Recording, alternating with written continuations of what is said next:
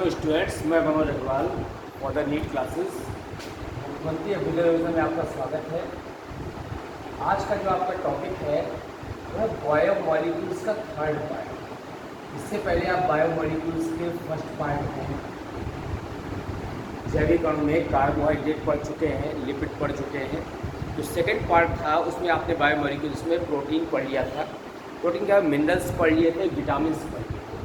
आज का जो आपका टॉपिक है बायोमॉलिक्यूल्स के थर्ड पार्ट में, उसमें हम आते हैं न्यूक्लिक एसिड। तो न्यूक्लिक एसिड आपको पता है कि जो वंशागति का आधार होता है, ठीक है, न्यूक्लियस के अंदर खोजा गया और कैसा था, एसिडिक प्रकृति का था, इसलिए नाम न्यूक्लिक एसिड पड़ा। तो न्यूक्लिक एसिड नाम सुनते ही दिमाग में आता है कि न्यूक्लियस केंद्रक। तो केंद्रक के अंदर जो अम्लीय प्रकृति का पदार्थ पाया जाता है उसको क्या कहते हैं, न्यूक्लिक एसिड कहते हैं। आज का जो हमारा टॉपिक है वो यही है, न्यूक्लिक एसिड।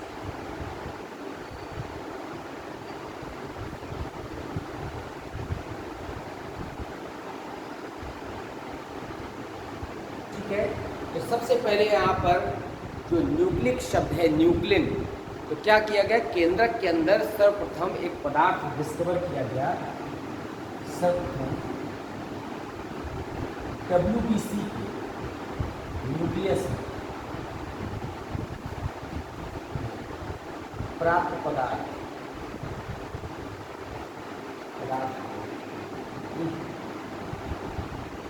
न्यूक्लिन नाम, ठीक है, नाम क्या रखा गया, न्यूक्लिन। और फिर इसके क्या देखा गया, बाद में इसकी एसिडिक प्रकृति के कारण, इसकी एसिडिक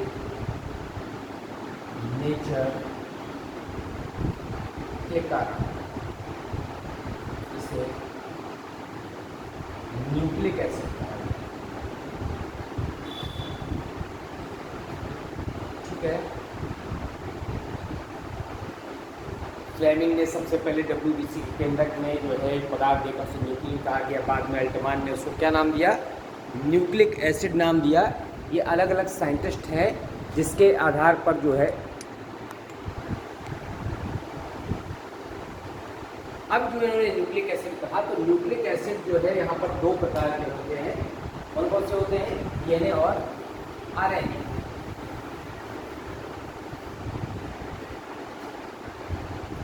दो प्रकार के थे, DNA and it is the RNA।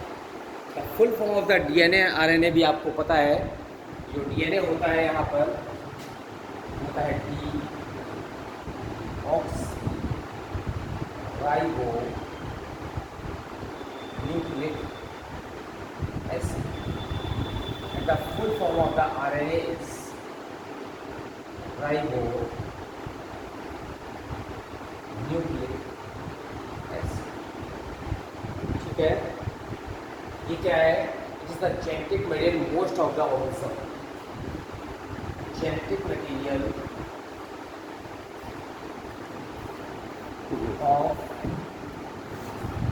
most of the organism।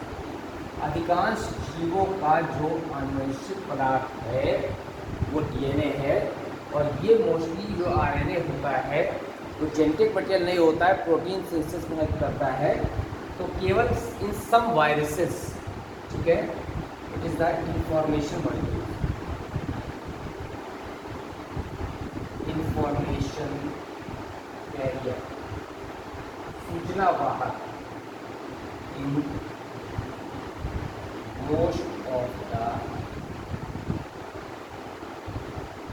Organisms except some viruses.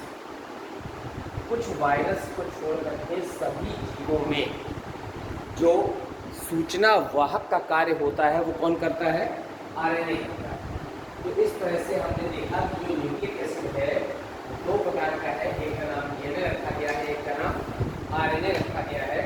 और DNA RNA आपने देख लिया, दोनों मैक्रोमॉलिक्यूल्स हैं और सेल वायरस से पाए जाते हैं।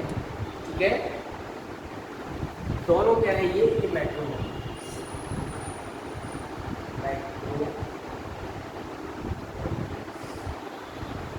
बड़े अणु होते हैं और जो यूनिट होती है उसकी, उसे क्या कहते हैं यहाँ पर, न्यूक्लियोटाइड्स कहते हैं।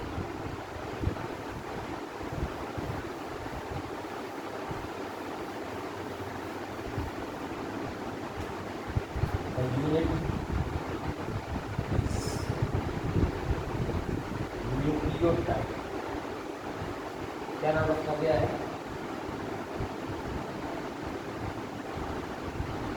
न्यूक्लियोटाइड नाम। अभी तक आपने देखा कि न्यूक्लिक एसिड दो प्रकार का है, डीएनए आरएनए है, जो इसकी यूनिट है वो क्या है, न्यूक्लियोटाइड है। अब हम पढ़ते हैं कि एक्चुअली व्हाट इज न्यूक्लियोटाइड। इसका मतलब है कि जो न्यूक्लियोटाइड न्यूक्लिक एसिड है, इट इज द पॉलीन्यूक्लियोटाइड। इसका एक और नाम है, इसको पॉलीन्यूक्लियोटाइड भी कहते हैं। तब वो मिलकर क्या बनाता है, न्यूक्लिक एसिड बनाता है। तो हम यहाँ पर न्यूक्लियोटाइड पढ़ लेते हैं। What do you mean by nucleotide?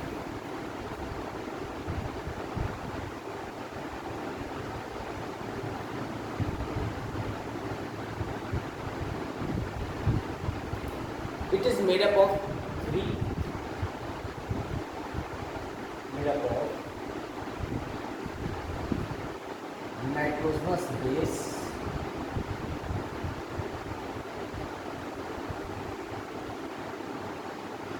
Plus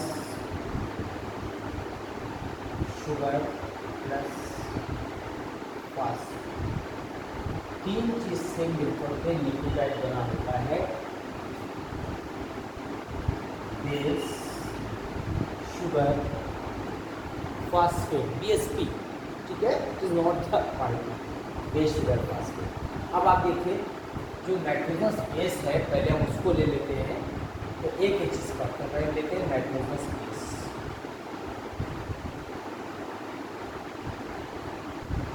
Hindi में कहते हैं नाइट्रोजनी समाचार।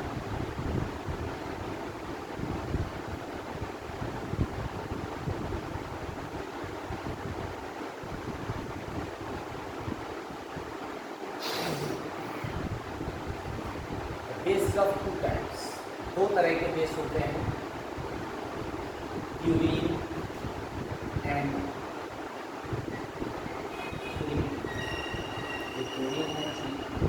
कैसा होता है यहाँ पर, ये होता है यहाँ पर हेट्रोसाइक्लिक। हेट्रोसाइक्लिक है डाईसाइक्लिक एसिड, द्विचक्री होता है।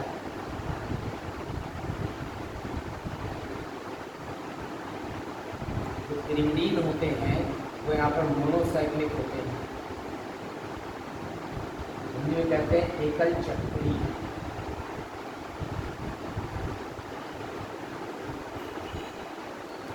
अब इसमें जो एग्जाम्पल है वो है एडनीन, और दूसरा है adenine is denoted by A and guanine is denoted by. इसमें एग्जाम्पल क्या है, example of pyrimidine is thymine, cytosine,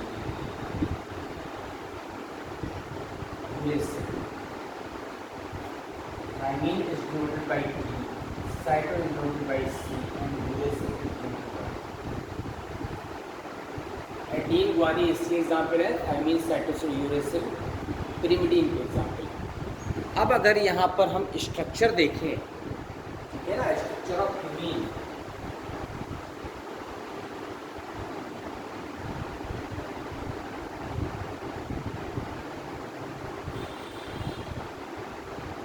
एक, दो, तीन, चार, पाँच, छः, सात, आठ,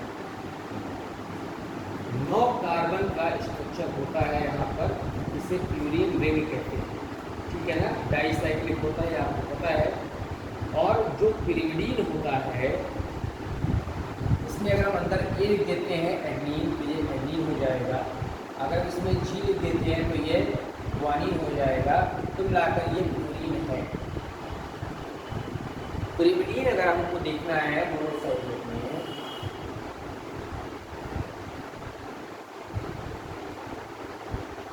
ठीक है। अब जो pyrimidine बना हुआ है वो 6 कार्बन का होता है और उसमें जो रिंग होता है नंबरिंग होती है क्लॉकवाइज। इसमें जो नंबरिंग है वो क्लॉकवाइज है। इसमें कैसा है यहाँ पर एंटी क्लॉक, ठीक है। ये 9 कार्बन का है और ये क्या है यहाँ पर 6 कार्बन का है। अब इसके बाद अगर हम यहाँ पर बेस में देखें डीएनए और आरएनए में, इन केस ऑफ डीएनए, ठीक है, क्या करेंगे यहाँ पर adenine always joint with the thymine and guanine always joint with the cytosine in DNA. DNA के केस में ऐसा होता है, ठीक है। अगर हम आरएनए का केस देखना चाहते हैं, बोर्ड में यहाँ तक कवर कराना area, okay. Adenine is joint with the thymine के यूरेसिल आ जाता है, guanine is as usual with the cytosine in RNA. इसका मतलब है कि जो pyrimidine है उसमें thymine is replaced by uracil in the case of the RNA. अब डीएनए आरएनए में आपको अभी हम डिफरेंस भी बताएंगे। कुल मिलाकर अभी आपने नाइट्रोजन बेस देख लिया। जो समाचार होते हैं वो 2 तरह के होते हैं, purine and pyrimidine। The purine base is of 2 types, adenine and guanine. It is dicyclic in nature and is of 9 carbon, 9 carbon के हैं। pyrimidine is monocyclic in nature. Thymine, cytosine, uracil are the examples, and monocyclic as well as the numbering of carbon is clockwise. ठीक है। Is the adenine always joined with the thymine with the help of the double bond in the case of DNA, and guanine joins with the cytosine with 3 hydrogen bond या triple bond in the case of DNA. But in the RNA, adenine joins with the uracil in place of thymine with the help of the 2 hydrogen bond, and guanine as usual joins with the cytosine with the help of the triple bond. अब हम आते हैं base पे sugar.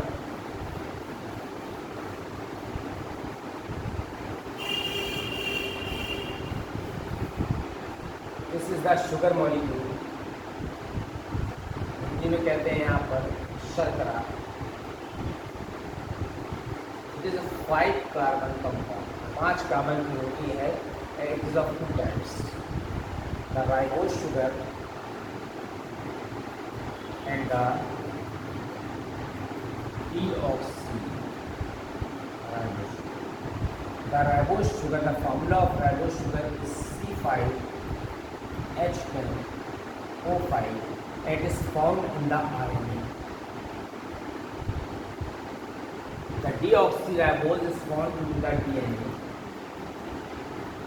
And the formula is C5H10O5. एक oxygen कम हो जाता है deoxy. अगर हम स्ट्रक्चर बनाए यहाँ पर राइबोज का,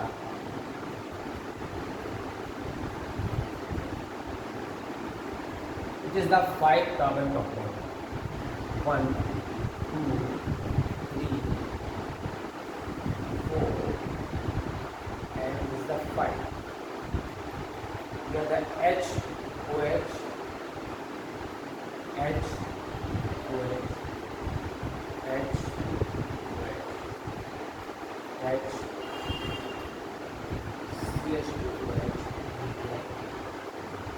दिस इज द स्ट्रक्चर का राइबोज। कार्बन देखिए, कार्बन की नंबरिंग, ये नंबरिंग हमेशा कार्बन पर होती है, 1 2 3 4 5, 5 कार्बन। हाइड्रोजन देखिए 1 2 3 4 5 6 7 8 9 10। ऑक्सीजन देखिए 1 2 3 4 and 5. This is the ribose sugar present into the RNA, and the deoxyribose sugar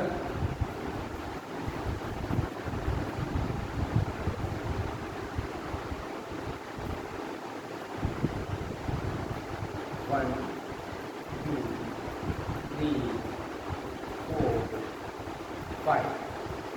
This is the HOH. Is the H, and here the H। Second number का जो oxygen था that is replaced out in the case of the DNA and बाकी सब same है। Count कर लीजिए, carbon 1 2 3 4 5, hydrogen count कर लीजिए 1 2 3 4 5 6 7 8 9 10। ऑक्सीजन काउंट करिए 1, यहाँ पे 1 कम हो गया, 2 3 और 1 4। C5H10O4 this is the name of the D oxy. D मैंने निकल जाना, ऑक्सी मैंने ऑक्सीजन। एक ऑक्सीजन राइबोस शुगर से कम हो गई तो नाम पड़ गया डीऑक्सी। इसीलिए डीएनए का नाम डीऑक्सी राइबोन्यूक्लिक एसिड हो गया और आरएनए का नाम राइबोन्यूक्लिक एसिड हो गया। ठीक है, हम अब थर्ड पार्ट में आते हैं, फास्फेट।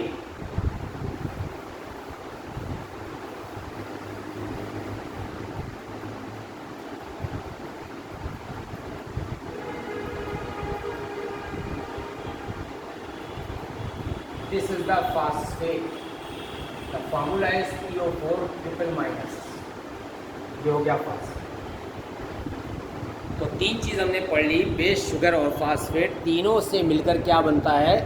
न्यूक्लियोटाइड बनता है। अब ये जो न्यूक्लियोटाइड बना, ठीक है ना, ये होता है न्यूक्लियोसाइड। हम उसको ही पढ़ लेते हैं। अगर यहाँ से फास्फेट हटा दें तो ये हो जाएगा न्यूक्लियोसाइड। क्या हो जाएगा? न्यूक्लियोसाइड। अब इससे पहले कि हम आपको बताएं कि न्यूक्लियोटाइड में न्यूक्लियोटाइड्स आपस में कैसे जुड़ते हैं, हम नाम लिख लेते हैं यहाँ पर न्यूक्लियोसाइड का और किसका? न्यूक्लियोटाइड का। हमको इतना पता होना चाहिए कि वास्तव में न्यूक्लियोसाइड क्या है और न्यूक्लियोटाइड क्या है। तो अब आप इसमें देखिए न्यूक्लियोसाइड बना है। अगर हम एडेनिन को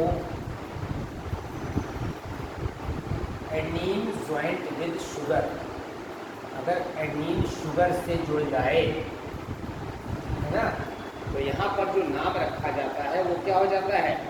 एडिनोसिन।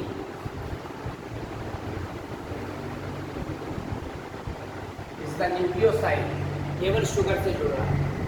अगर यहाँ पर ग्वानिन जुड़ जा रहा है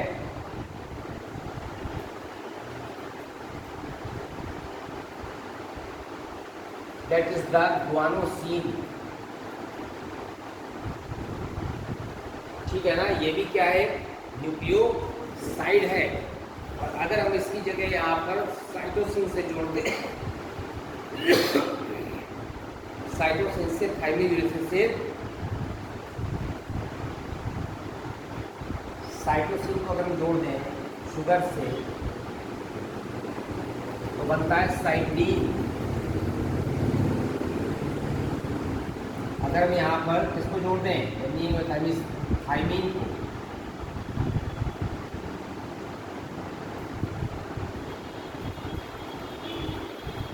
बनता है थाइमिडीन।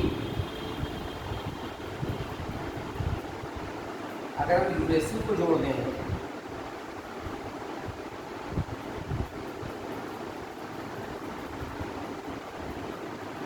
तो बनता है यूरिडीन। आप देख लीजिए, जितने भी 5 बेस हैं, होते तो 4 हैं, डीएनए में 4 है, पर डीएनए में एक अंतर, इसके 5 बेस हैं। तो पांचों बेस का अगर हम यहाँ पर न्यूक्लियोसाइड निकालें तो इस तरह से न्यूक्लियोसाइड आता है। अब अगर हम यहाँ पर सारे न्यूक्लियोसाइड में न्यूक्लियोटाइड बनाना चाहें तो फिर बन सकता है। अभी हमने केवल शुगर जोड़ा है तो ये सब बन गए हैं न्यूक्लियोसाइड। अब हम क्या करेंगे, यहाँ पर न्यूक्लियोटाइड बनाकर आपको दिखाएंगे कि कैसे न्यूक्लियोटाइड बनता है। अब आप देखिए,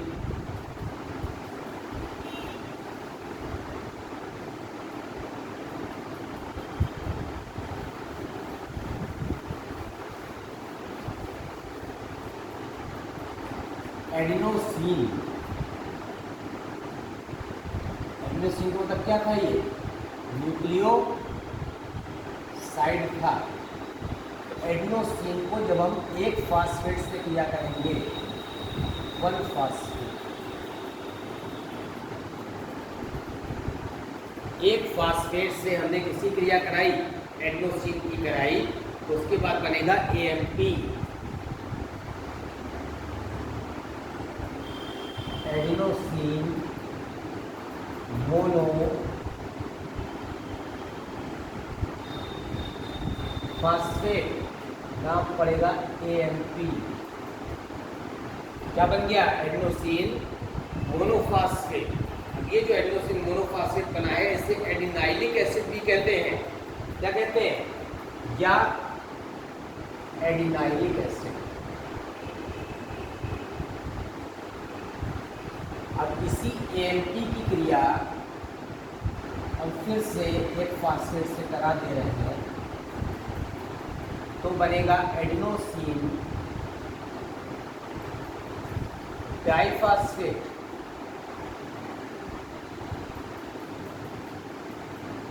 इंग्लिश में कहते हैं ADP।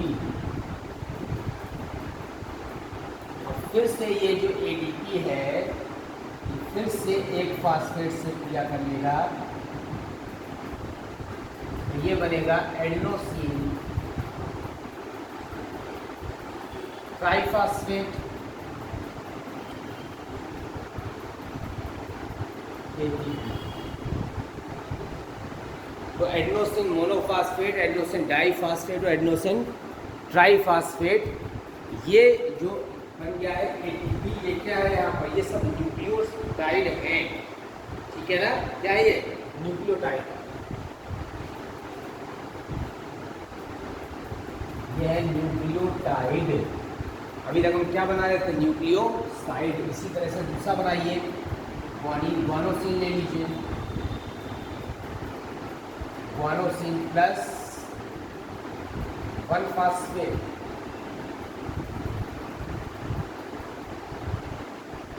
क्या बनेगा यहाँ पर? Guanosine mono phosphate. इंग्लिश में कहेंगे यहाँ पर GNP, या फिर ग्वानिलिक एसिड। क्या कह सकते हैं? ग्वानिलिक एसिड कह सकते हैं।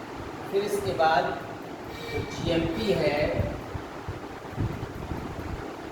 ग्वानोसिन मोनोफास्फेट, उसकी फिर से क्रिया करा दें एक फास्फेट से, थोड़ा नीचे लिखें।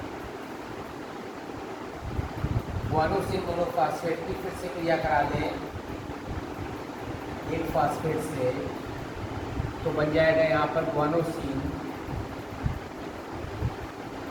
Diphosphate, GDP।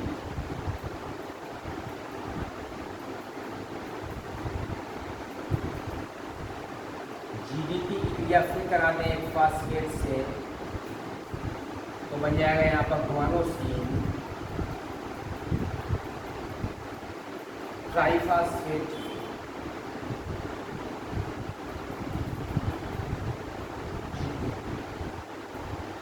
यहाँ पर जो ATP बना है ना, ये that is the energy currency. जैसे हम बाजार में जाते हैं, कुछ भी रुपए से खरीद लेते हैं, उसी प्रकार से शरीर में ऊर्जा का जो सोर्स है, जो यहाँ पर बैटरी है, रिजर्वायर है, दैट इज द ATP। तो दूसरा यहाँ पर न्यूक्लियोसाइड क्या बन गया? GTP। तो आपने देखा किस तरह से प्यूरिन बेस ने शुगर और फास्फेट से जोड़कर न्यूक्लियोटाइड बनाया। एक न्यूक्लियोटाइड ये था, एक न्यूक्लियोटाइड ये। अब इसके बाद हम आते हैं किसमें? थाइमीन साइटोसिन से ही बनाएंगे।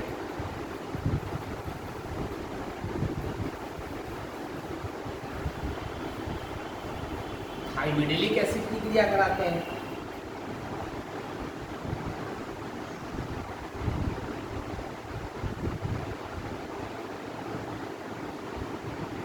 थाइमिडिलिक एसिड इससे पहले हम बना चुके हैं, जब हमने बताया कि आपको थाइमिडिलिक एसिड बनाया है, ठीक है? तो थाइमिडिलिक एसिड की क्रिया हम करा सकते हैं। तो यहाँ पर क्या किसकी क्रिया कराएंगे? हमने क्या बनाया पहले? यहाँ पर थाइमीन से। थाइमीन क्रिया कराई थी न्यूक्लियोटाइड बनाने में, तो थाइमिडीन बनाया था, ठीक है ना। तो न्यूक्लियोसाइड बनाता हूँ, तो हम यहाँ पर थाइमिडीन ले लें। थाइमिडीन ये क्या है, ये न्यूक्लियोसाइड। वहाँ पर हमने क्या लिया, एडेनोसिन, तो थाइमिडीन ले लिया। थाइमिडीन क्रिया कराई एक फास्फेट,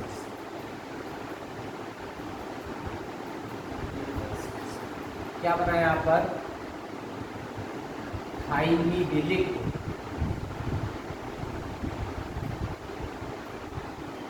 थाइमिडिलिक एसिड देख लीजिए, थाइमिन की क्रिया कराने पर यहाँ पर क्या बन गया, थाइमिडिलिक एसिड बन गया एक फास्फेट।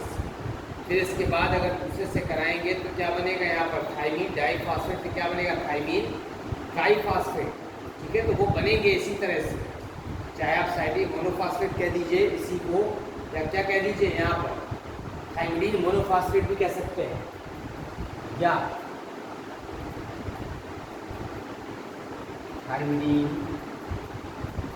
मोनोफास्फेट।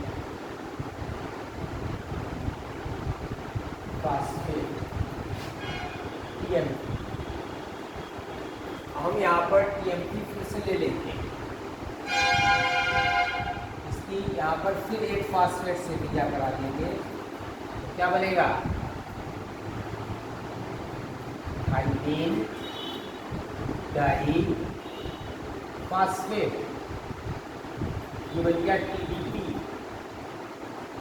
अब इसी थाइमिन डाई फास्फेट को आप फिर से ले लीजिए, एक फास्फेट से रिएक्ट करा दीजिए, फिर क्या बनेगा,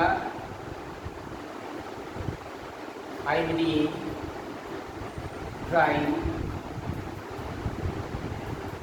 फास्फेट टीटीपी, ठीक है। इसी तरह से हम साइक्लिन ले सकते हैं, ये भी एक न्यूक्लियोसाइड है। न्यूक्लियोसाइड में आप फास्फेट जोड़ दीजिए तो न्यूक्लियोटाइड बन जाता है। इसकी क्रिया आप कराइए पहले 1 फास्फेट से, क्या बनेगा यहाँ पर, साइक्लिनिक एसिड, या क्या बनेगा यहाँ पर,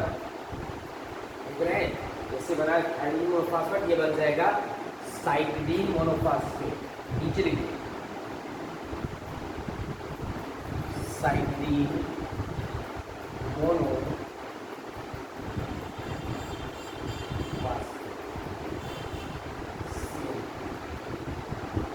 ठीक है। सीएनपी की क्रिया हम फिर से एक फास्फेट से करा दें,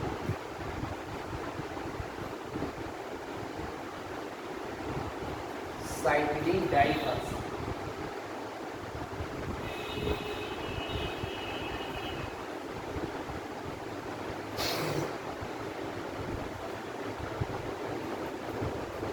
फिर इसकी क्रिया एक फास्फेट से करा दें,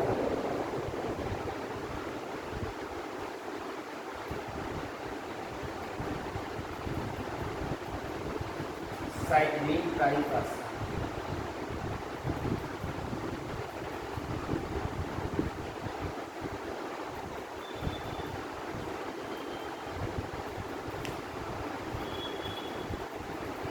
देख रहे हैं आप यहाँ पर किस प्रकार से ये सब क्या है, न्यूक्लियोटाइड।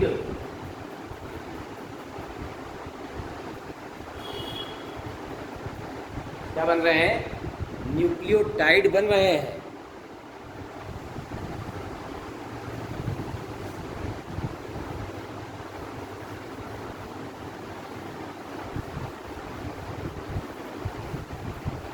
और फिर से आप एक इसमें यूरिडिलिक एसिड बचा हुआ था, आपने देखा होगा, ठीक है ना, क्या बचा हुआ था, यूरिडिलिक एसिड। तो यूरिडीन ये भी क्या है, न्यूक्लियोसाइड है। यूरिडीन की क्रिया कराई एक फास्फेट से, बन गया यहाँ पर यूरिडिलिक एसिड, या फिर uridine mono phosphate UMP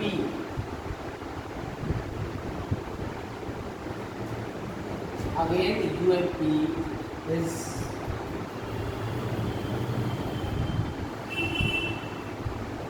combines with one phosphate known as the uridine diphosphate UDP, and again UDP when react with the third phosphate makes the uridine triphosphate UTP. This is also a nucleotide. तो हमने आपको पांचों base के nucleoside और nucleotide बनाकर बता दिए कि ऐसे बनते हैं, ठीक है। फिर इसके बाद अगर डीएनए होता है तो एएमपी का नाम होता है deoxy adenosine monophosphate. In case of DNA,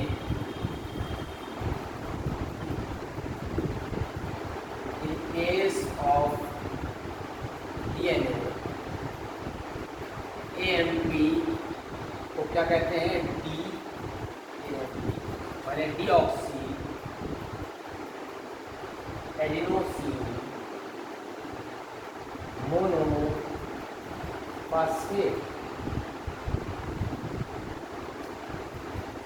ठीक है ना। और अगर यहाँ पर डीएनए की बजाय आरएनए है, अगर यहाँ पर लिखा हुआ है एडीपी को यहाँ पर कैसे लिखेंगे, डीएडी माने deoxy adenosine diphosphate.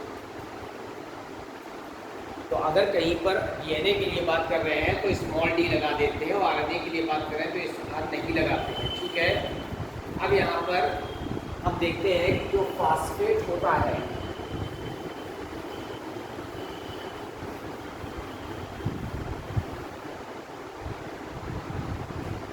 there are three phosphate,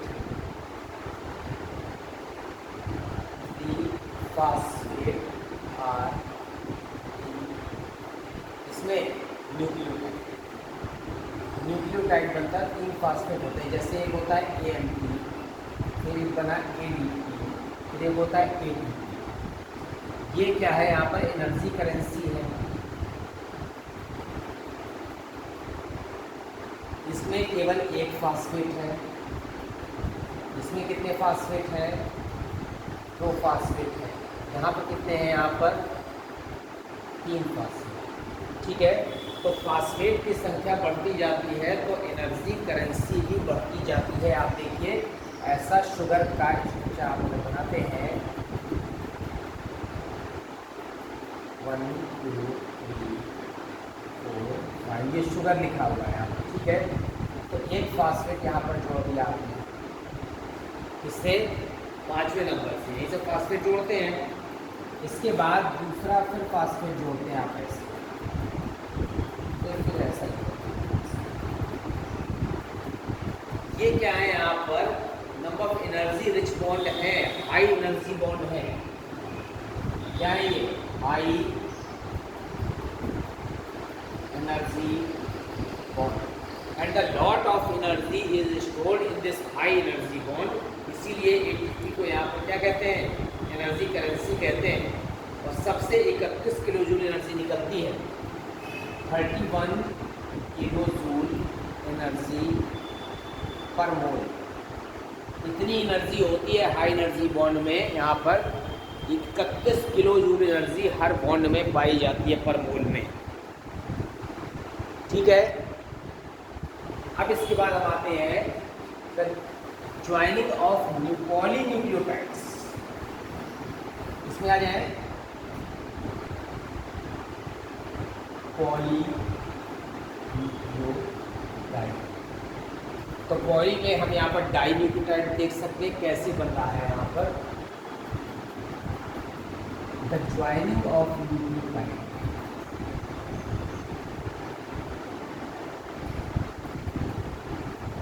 nucleotide आपस में कैसे जुड़ते हैं उसको हमें लिखना है।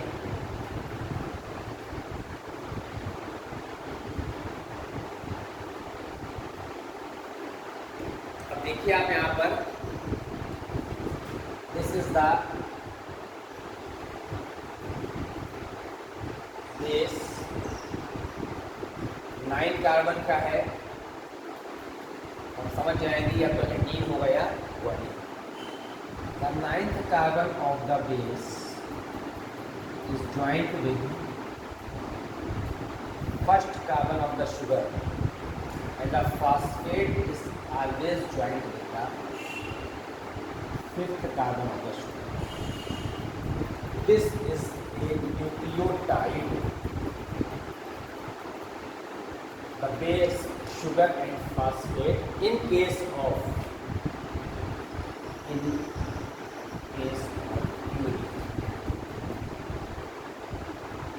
ठीक है, फिर देखिए यहाँ पर 1 2 3 4 5 6, this is the base.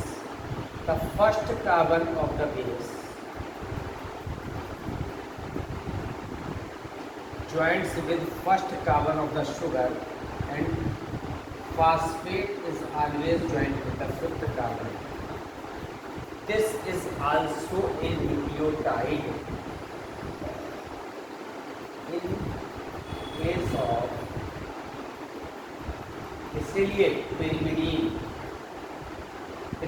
में जो बेस होता है वो 6 कार्बन का होता है, इसलिए first carbon of the base joins with the first carbon of the sugar, and always fifth phosphate is at the 5th carbon of the sugar as usual.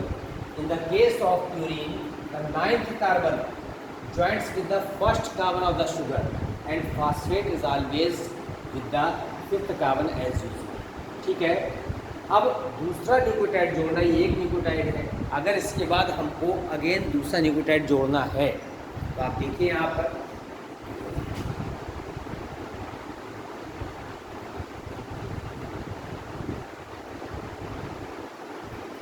this is the phosphate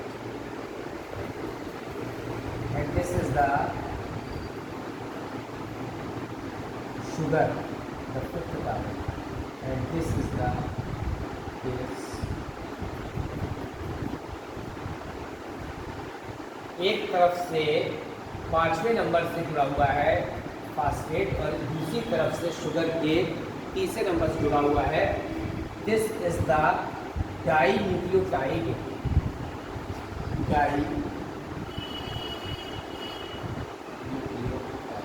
and it is also called the 5-3 linkage, या always known as the 3-5 linkage. दूसरे nucleotide को जोड़ने के लिए, ये भी एक nucleotide है, दूसरे न्यूक्लियोटाइड को जोड़ने के लिए the phosphate is always joined with the 5th carbon of one sugar and at the second sugar 3rd number से, एक शुगर के 5वें नंबर से दूसरे शुगर के 3rd नंबर से जुड़ा होता है. यहाँ से हम जोड़ सकते हैं फिर से फास्फेट, यहाँ पर बना देंगे शुगर, इसके 5वें नंबर से जुड़ेगा, बेस कहाँ से जुड़ेगा, पहले से. ये भी बन गया हमारा क्या, डाइन्यूक्लियोटाइड. समझ रहे हैं? तो न्यूक्लियोटाइड के बनने में आपको ध्यान रखना है कि किस किस नंबर से कौन कौन ऐड हो रहा है. अगर 2 जोड़ रहे हैं तो डाइन्यूक्लियोटाइड, 3 जोड़ रहा है तो ट्राइन्यूक्लियोटाइड, इस तरह से पॉलीन्यूक्लियोटाइड बन जाता है. हम आते हैं the difference between the DNA and RNA.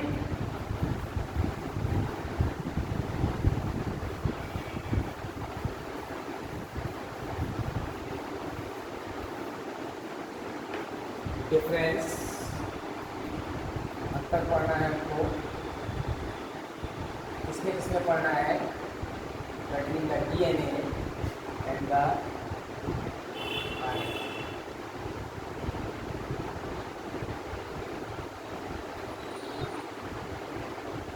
In the case of DNA, adenine, guanine, thymine, cytosine,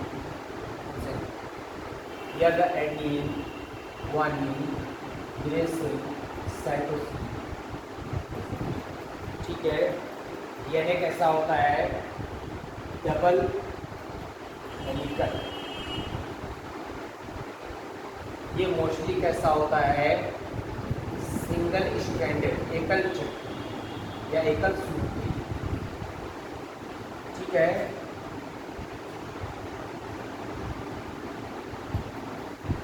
कौन सी शुगर होती है?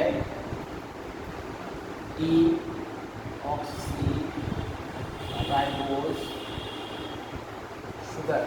यहाँ पर कौन सी शुगर है? ओनली राइबोस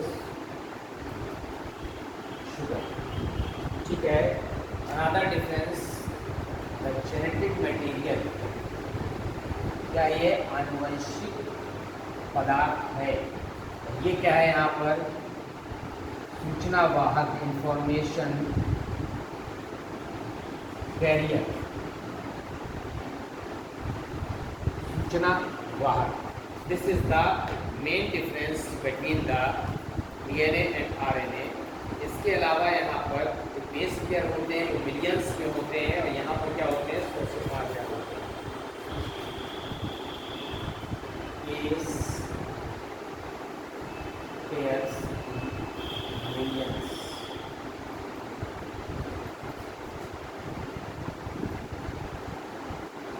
बेस पेयर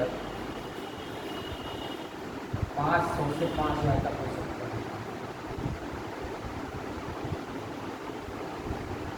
ठीक है, मेन डिफरेंस आपको यहाँ पर डीएनए और आरएनए में लिखा हुआ है कि ये डिफरेंस पाए जाते हैं।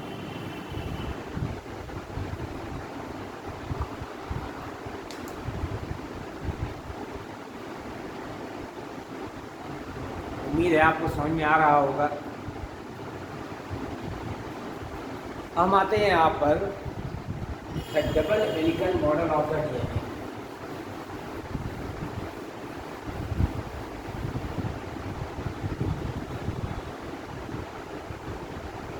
Double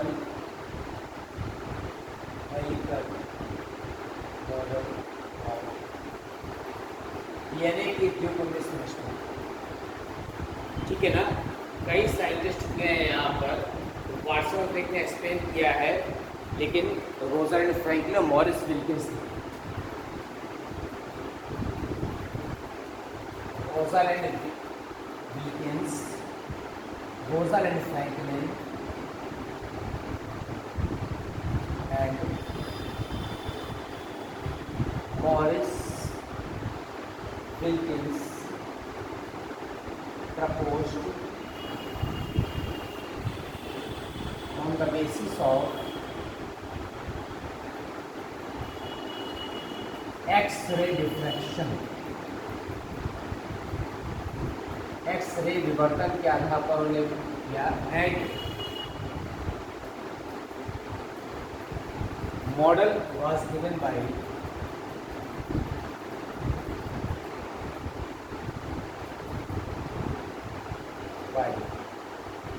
James Watson,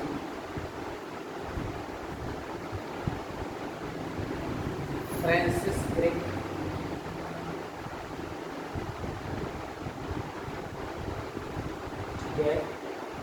Wilkins,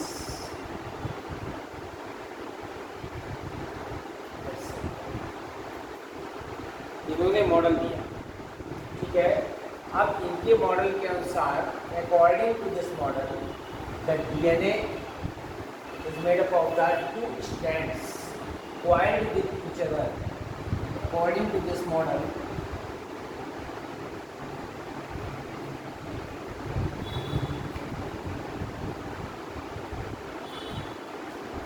DNA is made up of two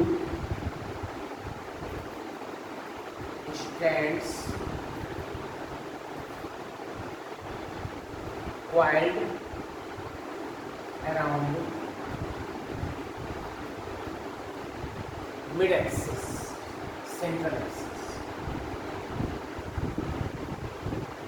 दो स्ट्रैंड से मिलके बना है जो एक दूसरे पर लिपटे हुए किसमें सेंट्रल एक्सिस में। और क्वाइलिंग मोस्टली कैसी है क्लॉकवाइज। ठीक है। In one term the length of one term length of one term is 34 angstrom and breadth उसका डायमीटर है एंड डायमीटर होता है 20 angstrom।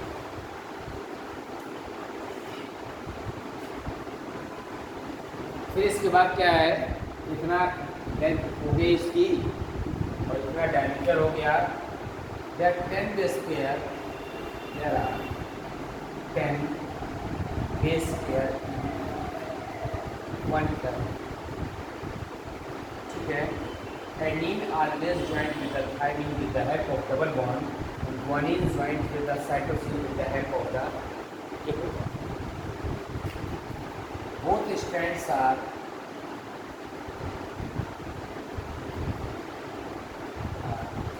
complementary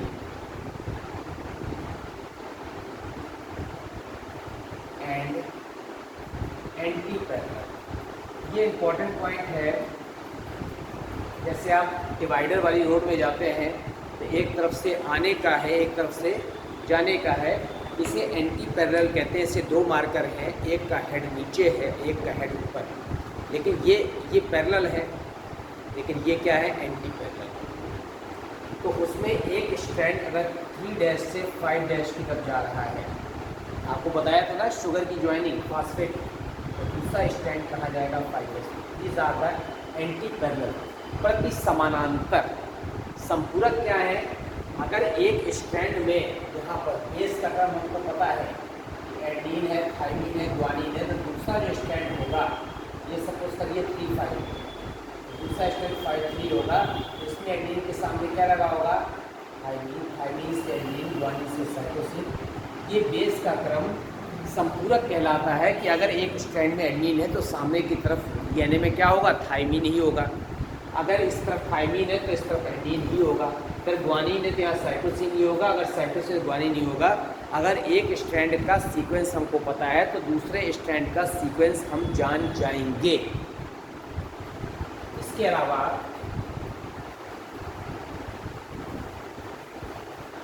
और देखिए, एक सर्गैफ रूल होता है। सर्गैफ ने कहा कि A+C = T+C। अकॉर्डिंग टू सर्गैफ,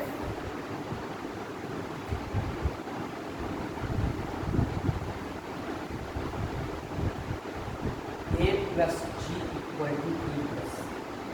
इसका मतलब है कि जो प्यूरिन की संख्या होती है वो पिरिमिडीन के बराबर होती है। Purine is always equal to, ये सर्गैफ का रूल है। ठीक है। और इसके अलावा उन्होंने कहा कि AT और CG रेशियो जो है क्या होता है, स्पेसिफिकली वेरी करता है। AT/CG ratio varies from species to, अलग अलग जातियों में ये वेरी करता है, but fixed for one species. पर एक जाति के लिए रेशियो फिक्स होता है। अगर कहीं का भी स्केलेटन मिल रहा है for human being, for human species it is 1.5। अब पूरे संसार में कहीं पर भी कोई कंकाल मिलता है, अगर उसका AT/CG रेशियो 1.52 आता है, इसका मतलब है कि ये मनुष्य जाति का कंकाल है। इससे पता लगाते हैं। अब यहाँ पर स्ट्रक्चर बना दे रहे हैं।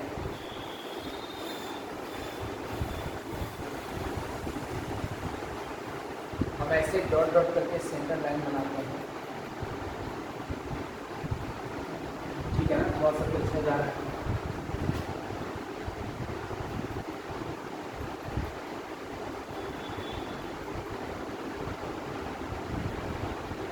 ये हो गई central axis.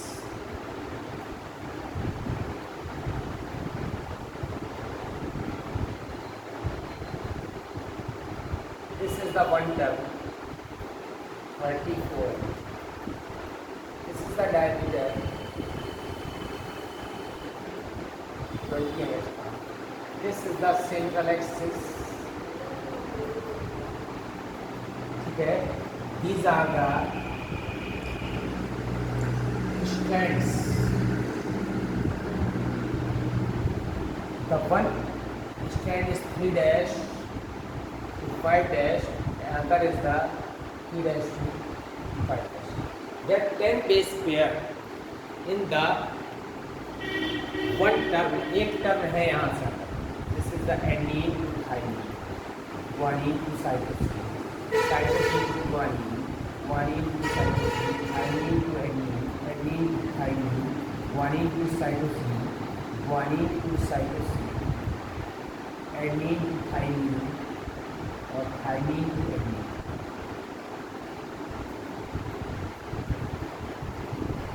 This is the one term।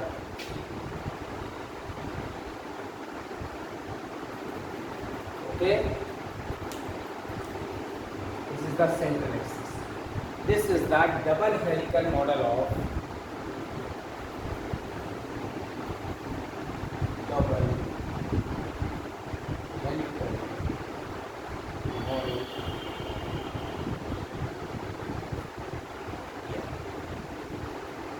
अब हम पढ़ते हैं यहाँ पर डबल हेलिकल मॉडल के बाद the types of DNA.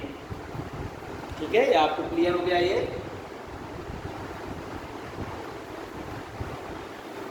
Now the types of DNA.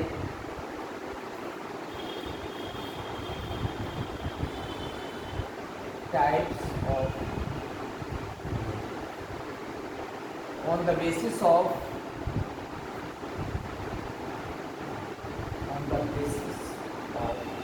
Coiling. किस तरफ की क्वाइलिंग है, क्लॉकवाइज या anti clock, and number of basis one term.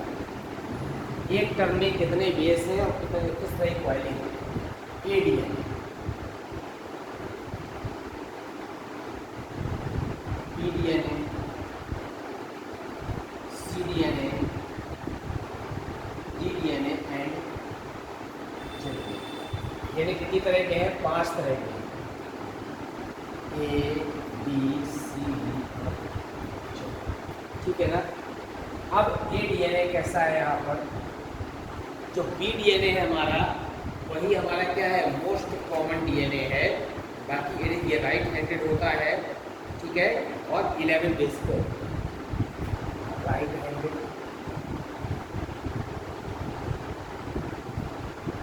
Clockwise.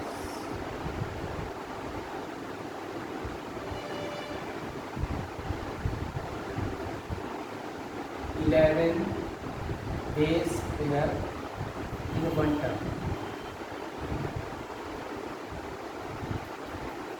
DNA ये भी यहाँ पर राइट हैंडेड है, क्लॉकवाइज है, 10 बेस पेयर। मोस्ट कॉमन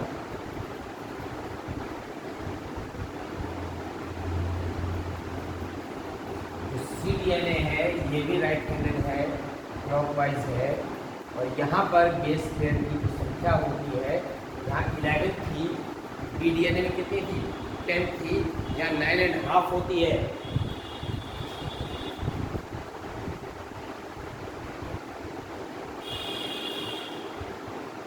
डीडीएनए में ये भी राइट हैंडेड है, क्लॉकवाइज है, 8 बेस पेयर।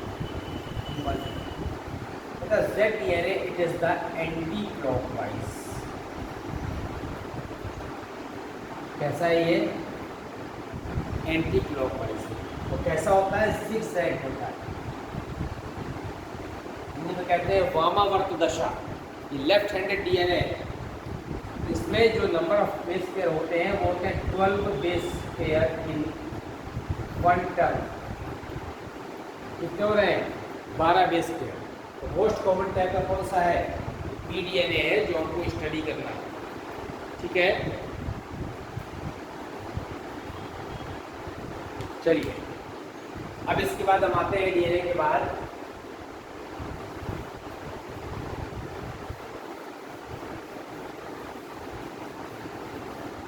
आरएनए।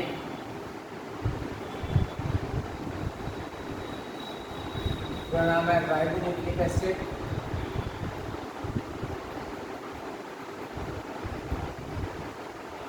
ठीक है ना, सूचना वाहक का कार्य कर रहा है। सिंगल स्ट्रैंडेड होता है, सिंगल स्ट्रैंडेड मैंने एकल सिंगल स्ट्रैंडेड सूचना वाहक। ठीक है, 3 टाइप्स का। कितने प्रकार का होता है? 3 प्रकार का होता है। कौन कौन सा है? पहला यहाँ पर mRNA, दूसरा है यहाँ पर कौन सा? RNA, तीसरा है यहाँ पर जो mRNA है उसका पूरा नाम है यहाँ पर मैसेंजर सूचना वाहक। ठीक है ना, डीएनए से निर्मित होता है न्यूक्लियस में, यहाँ पर synthesized in nucleus and carry information. सूचना लेकर कहाँ आता है? अब तो साइटोप्लाज्म। सूचना लेकर के कोशिका द्रव्य में आने का कार्य करता है। कौन सा? mRNA। 5% होता है, ठीक है ना, और बहुत शॉर्ट टाइम एग्जिस्ट करता है। Approximately 5% of total RNA and have short life। जीवन काल बहुत अल्प होता है। ठीक है ना, दूसरे में आते थोड़ा ऊपर RNA। इसका जो नाम है वो है राइबोसोमल RNA। क्या होता है? अब आपको पता है राइबोसोमल RNA लिखा है तो आरएनए बनाने में सहयोग करता है। राइबोसोम के न्यूक्लियोलस में बनता है। कुल आरएनए का 80% होता है सिंथेसाइज्ड इन न्यूक्लियोलस है, और अप्रॉक्सीमेटली 80% ऑफ टोटल आरएनए। कुल आरएनए का कितना होता है? 80% होता है न्यूक्लियोलस में, केंद्रिका में निर्मित होता है। और लॉन्गेस्ट लाइफ होती है, मोस्ट स्टेबल होता है। Longest life span. और क्या होता है? स्टेबल। थर्ड कैटेगरी है यहाँ पर ट्रांसफर आरएनए। ठीक है, इसको सॉल्वेबल आरएनए भी कहते हैं, ऐसा आरएनए भी कहते हैं। यहाँ पर क्या नाम है? एडाप्टर मॉलिक्यूल होता है। कुल आरएनए का 15% होता है। Approximately 50% of total RNA carry amino acids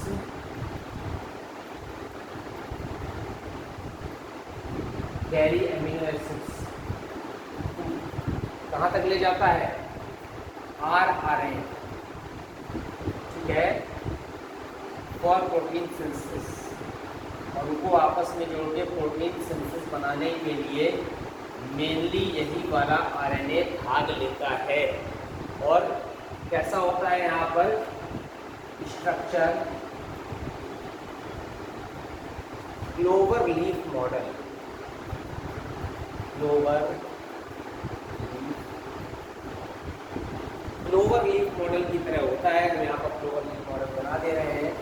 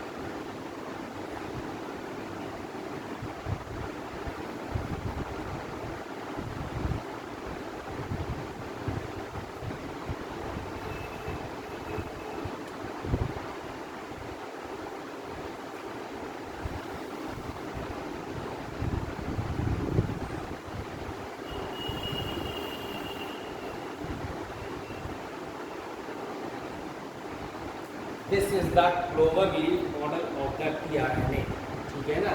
और यहाँ पर एक लगा होता है वेरिएबल आर।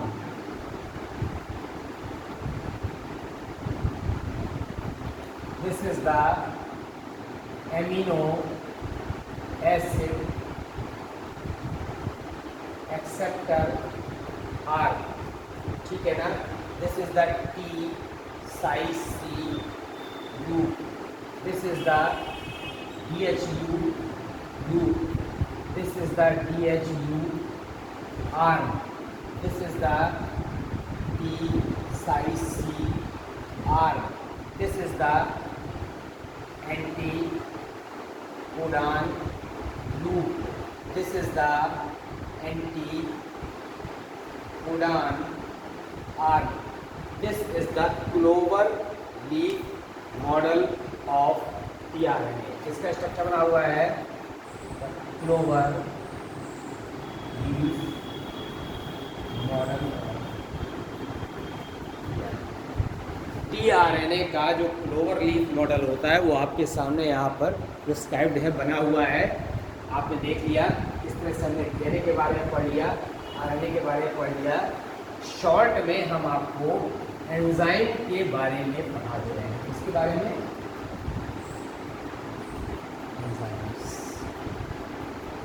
ठीक है ना, और डिटेल में ले लेंगे। शॉर्ट में एंजाइम के बारे में ले ले रहे हैं कि क्या होता है एंजाइम। सबसे पहले तो आप ये नाम देखिए कि एन मने होता है इन, और साइन मने होता है ईस्ट, ठीक है ना। ईस्ट में उपस्थित जो पदार्थ होते हैं उसके लिए क्या वर्ड यूज किया गया, एंजाइम वर्ड यूज किया गया। और ये भी क्या होते हैं, जैविक अणु होते हैं, मैक्रोमोलिक्यूल्स हैं, कैसे होते हैं, ठीक। तो सबसे पहले कोहने ने वर्ड यूज किया, ओपनर ने डिस्कवर किया था, discovered by opener, discovered by opener and named by, ये साइंटिस्ट हुए कोहने, उसने नामकरण किया था। और ओपनर जो साइंटिस्ट हुए हैं उन्होंने सबसे पहले क्या किया था, खोजा था। और सबसे पहले यूरिएज एंजाइम के crystal and first crystallized by, first crystallized by Sumner, ठीक है, फ्रॉम जैकबिन्स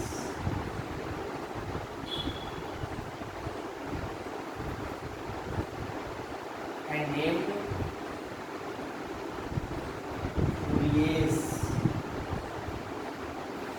यूरिएज एंजाइम के सबसे पहले क्रिस्टल सुंदर ने बनाए थे, ठीक है ना। और नॉर्थॉप ने कहा कि सारे एंजाइम्स कैसे होते हैं, प्रोटीन प्रकार। अकॉर्डिंग टू नॉर्थॉप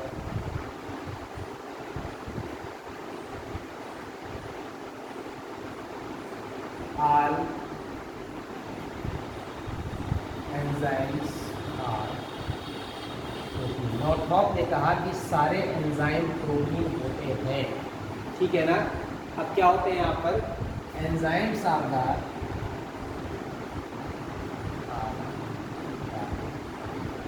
बायोकैटालिस्ट, जैव प्रेरक हैं, विच influence the biochemical reactions, किसी भी अभिक्रिया के जैव रासायनिक क्रियाओं को प्रभावित करने वाले पदार्थ, biochemical reactions, but neither but they do not start the reaction, but they cannot start, लेकिन वो अभिक्रिया को क्या नहीं कर सकते, यहाँ पर प्रारंभ नहीं कर सकते, लेकिन किसी भी जैव रासायनिक अभिक्रिया की दर को क्या करते हैं, प्रभावित करते हैं, मेटाबॉलिक रेगुलेटर्स कहते हैं। और पीएच, सबस्ट्रेट और टेम्परेचर स्पेसिफिक होते हैं। Enzymes are the metabolic regulators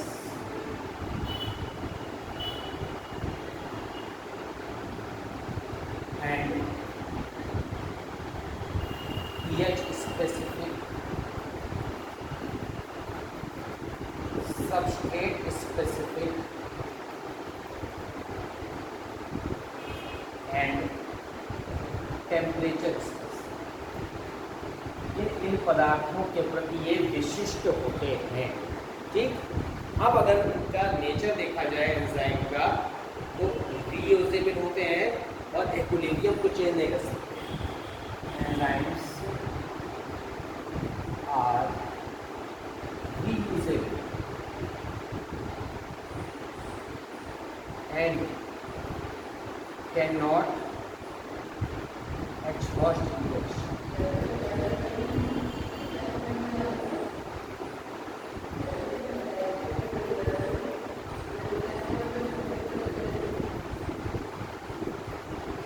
अब दो तरह के एंजाइम होते हैं, सिंपल एंजाइम और यहाँ पर होलो एंजाइम या कॉम्प्लेक्स एंजाइम।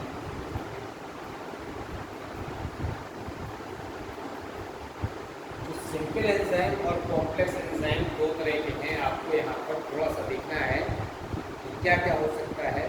होलो एंजाइम कह सकते हैं उनको या सिंपल एंजाइम कह सकते हैं। ये केवल प्रोटीन प्रकृति के होते हैं और ये कंजुगेटेड प्रोटीन होते हैं, only proteinaceous in nature.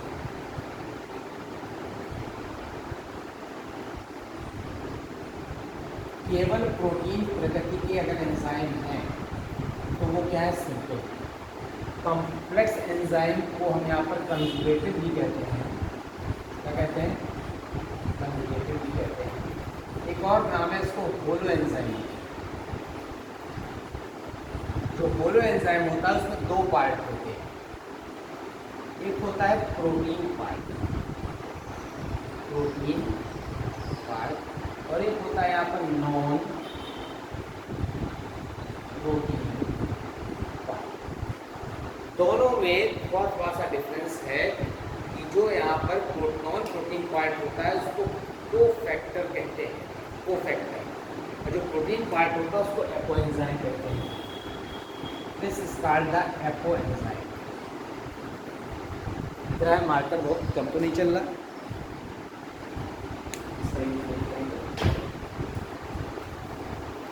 protein part is called the apoenzyme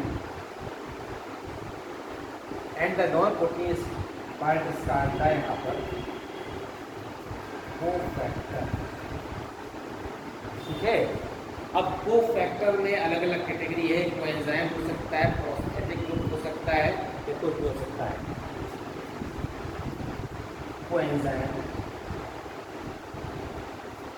ठीक है, प्रोस्थेटिक ग्रुप,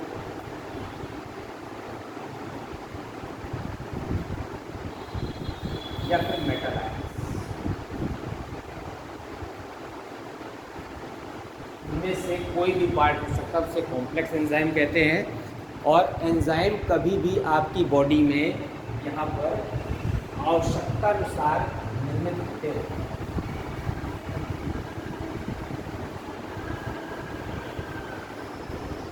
एंजाइम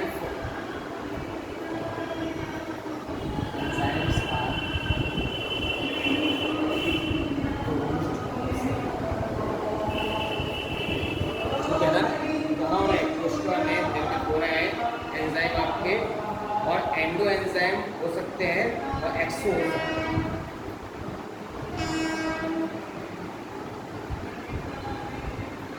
एक्सो एंजाइम हो सकते हैं और एंडो एंजाइम हो सकते हैं। ये कहाँ है, आउटसाइड द सेल, सेल के बाहर वर्क कर सकते हैं।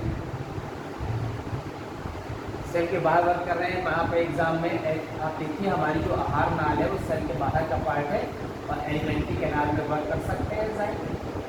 और endo enzyme inside the cell work करते हैं, इनसाइड द सेल, है ना। लाइसोजाइम आप देख लीजिए, लाइसोसोम, बहुत सारे ऐसे ऑर्गेनाइल्स हैं जहाँ पर सेल के अंदर वर्क होता है। फिर इसके बाद यहाँ पर जो फंक्शन होता है क्रियाविधि, दो थ्योरी है, एक को कहते हैं लॉक एंड की थ्योरी, लॉक एंड की थ्योरी, और एक को कहते हैं यहाँ पर कौन सा, इंड्यूस्ड फिट।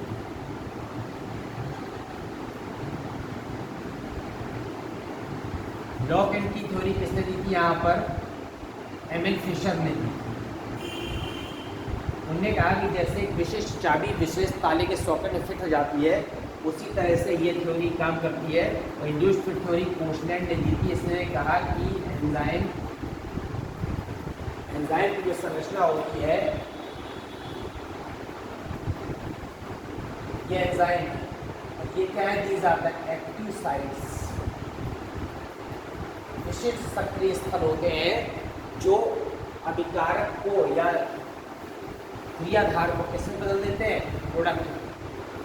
तो एंजाइम के फंक्शन करने का तरीका ये है कि एंजाइम प्लस सबस्ट्रेट क्रियाधार से क्रिया करता है और फिर उसको बदल देता है प्रोडक्ट में, और एंजाइम क्या हो जाता है, बाद में अलग हो जाता है, ठीक है ना। तो सबस्ट्रेट को क्रियाधार में परिवर्तित करने वाला पदार्थ एंजाइम कहलाता है।